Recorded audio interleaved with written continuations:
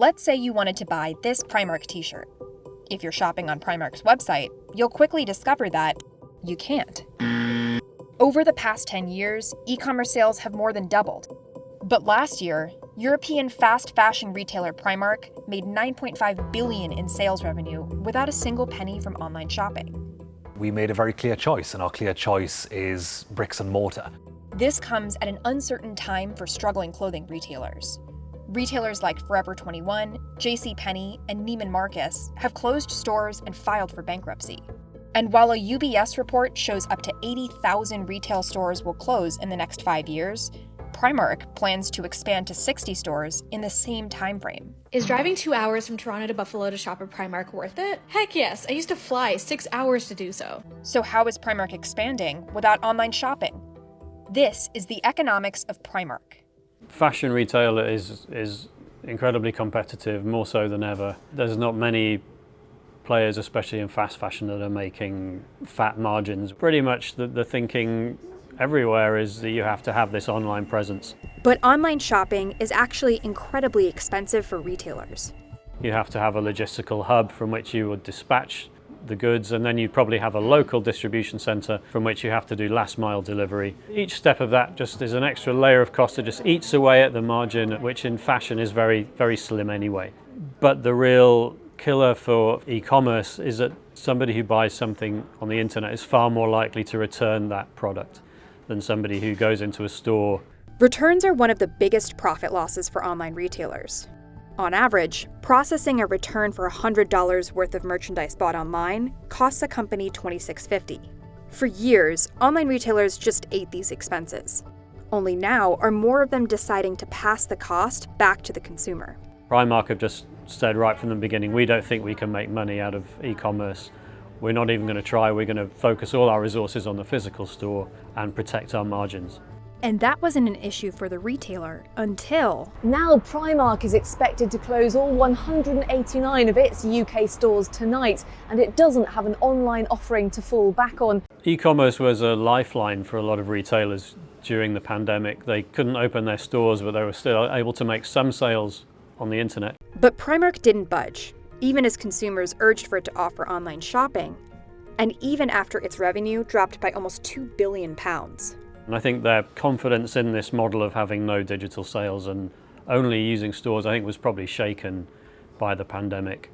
Who knows what would have happened if it had gone on for longer. I think the closures weren't quite long enough to really tip the scales and force them to fundamentally rethink the model. Instead of traditional online shopping, in 2022, Primark launched a trial service called Click and Collect in select UK stores. Customers can select certain products online, then pick up their orders in store.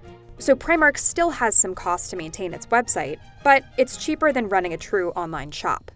So Primark makes a sale, but they don't have any of the logistical costs that would be involved in packing it up and then shipping it out to your home.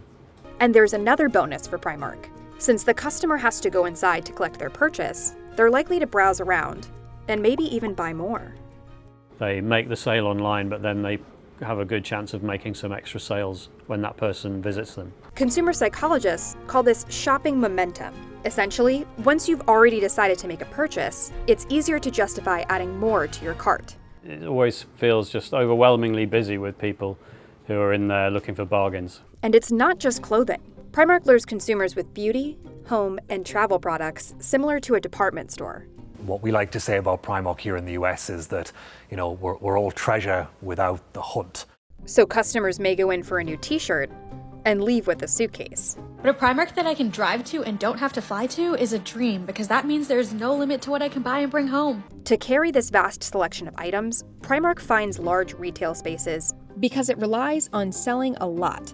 It's one of the largest retailers in the UK by volume and one of the largest across all of Europe. Last year, Primark made about $9.5 billion in sales revenue, in part by selling a lot of things at low profit margins. And it does this by sourcing a lot of its clothing from Asia. Combined with not offering online shopping, this enables Primark to sell its merchandise at lower prices, even lower than many other fast fashion retailers. Where they do have serious rivals on price is with the digital-only players like Shein, for example. They are often even cheaper than Primark. But according to the National Retail Federation, 80% of shopping still happens in store, giving Primark an edge over its digital-only competitors.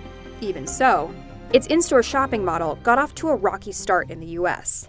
Primark opened its first US store in Boston back in 2015.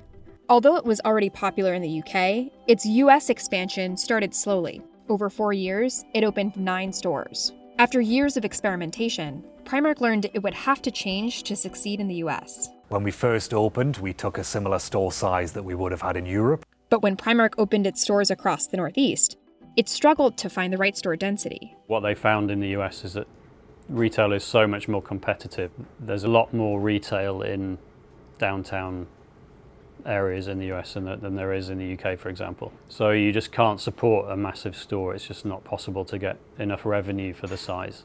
To support its large store sizes, it needed a lot of foot traffic.